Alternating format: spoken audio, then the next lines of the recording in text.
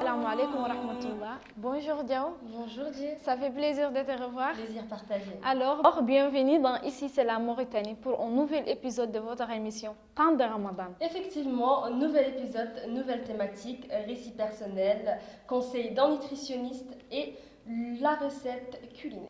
À présent, nous allons aller voir M. Abdelrazak Anne qui va nous parler des pratiques sociales et communautaires durant le mois de Ramadan. بسم الله الرحمن الرحيم الحمد لله رب العالمين القائل وأن تصوموا خير لكم والصلاة والسلام على النبي الكريم القائل صوموا تصحوا. Je m'appelle Abdelrazak Anne, professeur. Je voudrais discuter avec vous le thème pratiques sociales et communautaires durant le mois béni de Ramadan.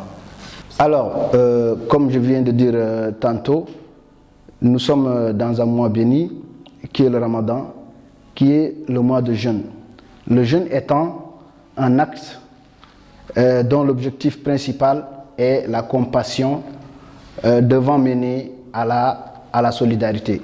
La solidarité s'exprime à travers plusieurs activités, dont par exemple les ruptures de jeûne. Ce sont des moments que personne ne veut rater, puisque durant ces moments, la personne ayant organisé ce repas a la récompense de tous ceux qui ont eu à partager ce repas. Un mois de dépassement permet à tout un chacun d'exprimer sa solidarité envers les plus démunis, mais aussi envers la communauté de façon globale. C'est pourquoi on assiste à un grand nombre de partages, de repas, de rupture de jeûne, mais aussi de distribution de denrées alimentaires, mais aussi des visites, puisque dans les recommandations prophétiques, il est dit que chaque bonne action est dédoublée durant ce mois béni de Ramadan. Donc tous les actes, beaucoup d'activistes sociaux, beaucoup de personnalités organisent plusieurs repas, plusieurs disons, iftar, dans le cadre bien sûr de partager ces moments conviviaux et de spiritualité et de solidarité, ayant comme effet le renforcement de la cohésion sociale et des liens interhumains. Et c'est d'ailleurs pourquoi si on observe les activités durant le mois béni de Ramadan, en tout cas le type d'activité le plus organisé, ce sont les iftars. Donc pour finir, je voudrais remercier ici c'est la Mauritanie pour cette invitation afin de partager cette réflexion.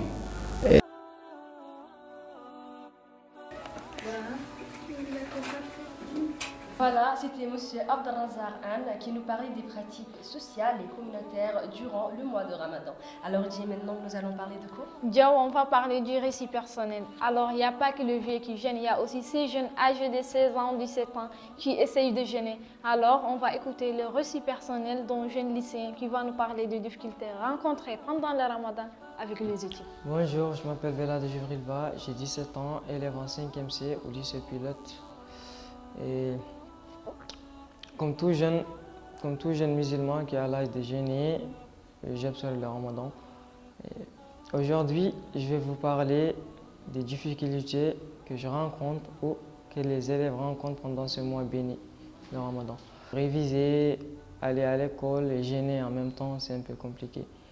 Et quand tu te réveilles le matin pour aller à l'école, tu ne te réveilles pas. Pour se réveiller, c'est tout à fait un problème parce que tu ne dors pas tôt.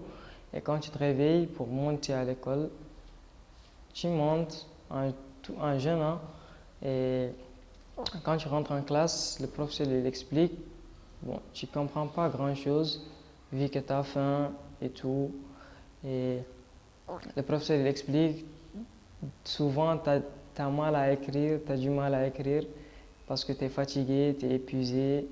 Et quand tu descends, souvent il fait très très chaud ici en Mauritanie. Souvent il fait très chaud et quand tu descends, Surtout moi qui habite à Arabat, c'est un peu difficile le trajet, prendre un taxi et arriver à la maison.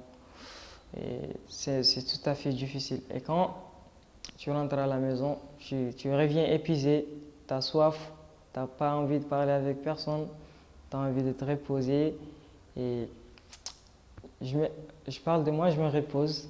Après la prière, je me repose jusqu'à 17h et je me réveille. Et après la rupture, je fais du thé. Et je fais du thé. Après avoir terminé, je sors pour m'amuser, aller voir des potes, aller se promener un peu. Parce que après la rupture, tu ne peux pas te permettre de rester à la maison. Il faut sortir, voir tes potes, s'amuser un peu. Je révise et quand je termine de réviser, je me repose. Je dors tôt pour me réveiller tôt et et aller à l'école. Parce que tu ne peux pas te permettre de dormir à 3h, 4h et que tu as cours à 8h. C'est un peu difficile. Les conseils que je peux donner à mes amis ou aux élèves qui jeûnent, des élèves musulmans qui jeûnent pendant ce mois de Ramadan, bon, c'est un peu compliqué, c'est difficile, mais il faut des sacrifices parce que c'est un mois béni, c'est un mois d'adoration et tout. Donc, il faut se sacrifier, il faut tout donner pour ce mois parce que c'est un seul mois. Et les 11 mois qui restent, tu fais tout ce que tu veux, tu manges le matin, tu manges quand tu veux. Et là maintenant, tu peux te sacrifier pour un... Et voilà. Et merci, ça a été un plaisir de partager, cette vidéo cette interview avec vous.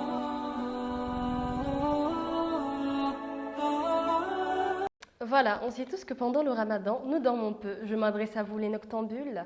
Allons voir notre spécialiste nutritionniste nous parler des perturbations du sommeil pendant le mois de ramadan. Salam alaikum.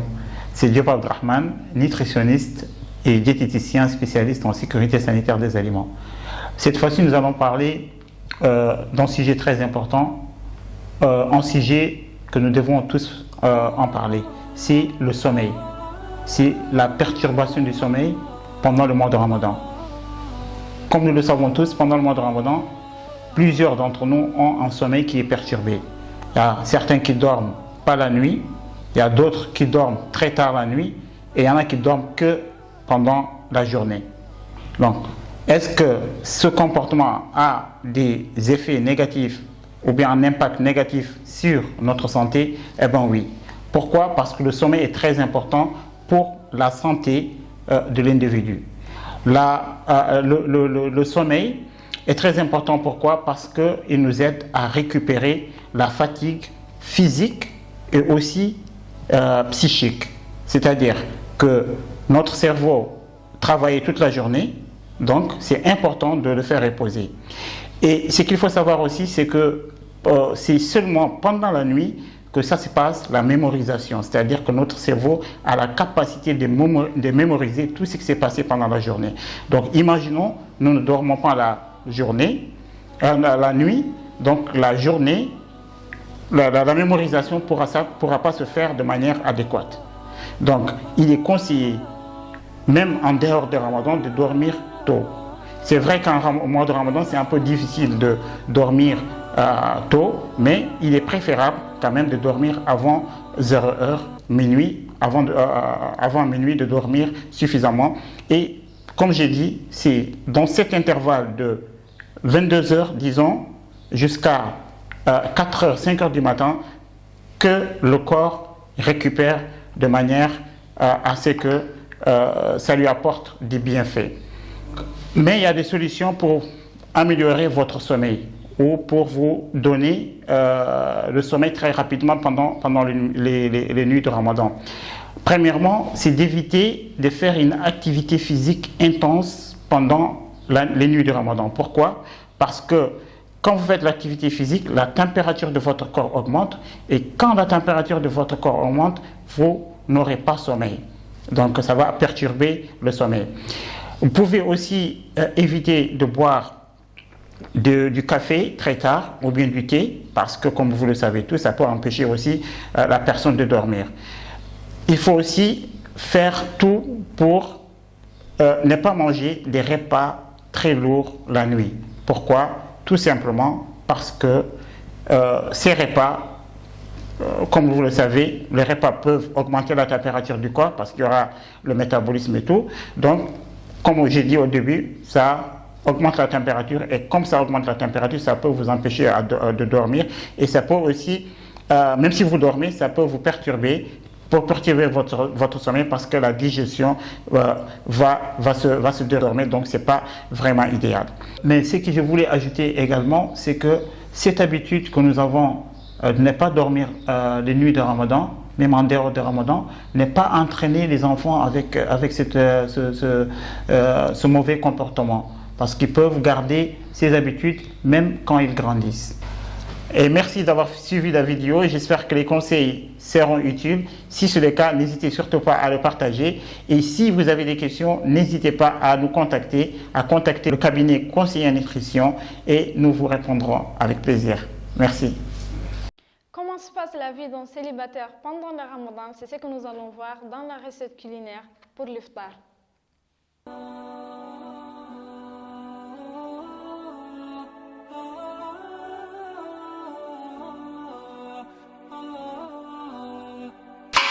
Voilà, on est en cuisine. Après d'avoir fait un petit tour rapidement en boutique pour prendre ce qu'il y a à prendre pour le l'iftar de ce soir. Alors, qu'est-ce qu'on va avoir comme menu ce soir? Eh bien, mesdames et messieurs, voilà, pour ceux qui nous suivent, on va faire un peu de poulet. Voilà, poulet, soupe, pommes de terre.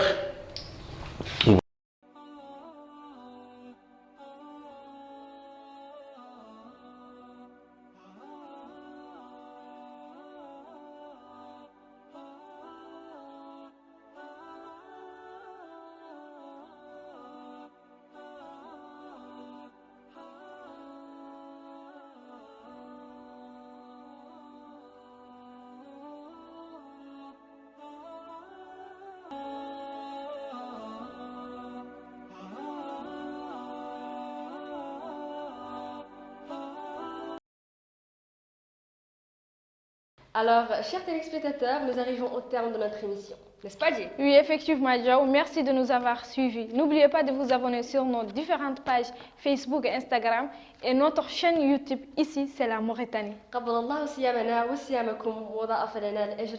السلام عليكم ورحمة الله وبركاته. À très bientôt.